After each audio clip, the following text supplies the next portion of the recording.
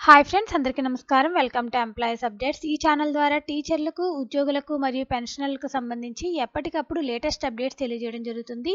So friends, ఈ video కనుక మీకు నచ్చినట్లయితే లైక్ చేయండి, షేర్ చేయండి, అలాగే మన ఛానల్ను సబ్స్క్రైబ్ చేసుకోండి. ఆర్టీసీ ఉద్యోగులకు మట్టి ఖర్చుల పెంపునకు అంగీకారం. ఆర్టీసీ ఉద్యోగులు ఎవరైనా చనిపోతే ప్రస్తుతం చెల్లిస్తున్న 15,000 దహన సంస్కారం ఖర్చును ప్రభుత్వ ఉద్యోగుల మాదిరిగానే 25,000 చెల్లించేందుకు ఎండీ ద్వారకా తిరుమలరావు అంగీకరించారని ఎంప్లాయీస్ యూనియన్ తెలిపింది.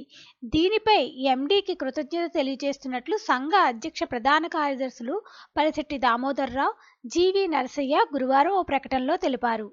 సో ఫ్రెండ్స్, ఆర్టీసీ ఉద్యోగులకు మట్టి ఖర్చులకైతే ఇంతకుముందు 15,000 అయితే ఇచ్చేవారు ఫ్రెండ్స్. ఇప్పుడు ప్రభుత్వ ఉద్యోగుల మాదిరిగానే 25,000 ఇచ్చేందుకైతే ఎండీ ద్వారకా తిరుమలరావు గారు అంగీకరించారు.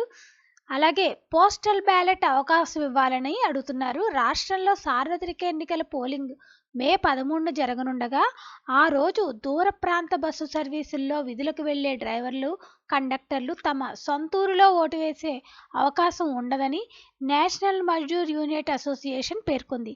అటువంటి వారికి పోస్టల్ బ్యాలెట్ ద్వారా ఓటేసే అవకాశం కల్పిస్తూ ఆదేశాలు ఇచ్చేలా చూడాలంటూ రాష్ట్ర ప్రధాన ఎన్నికల అధికారికి లేఖ రాసినట్లు ఎన్ఎంయు అధ్యక్ష ప్రధాన కార్యదర్శులు రమణారెడ్డి శ్రీనివాసరావు ఓ ప్రకటనలో తెలిపారు.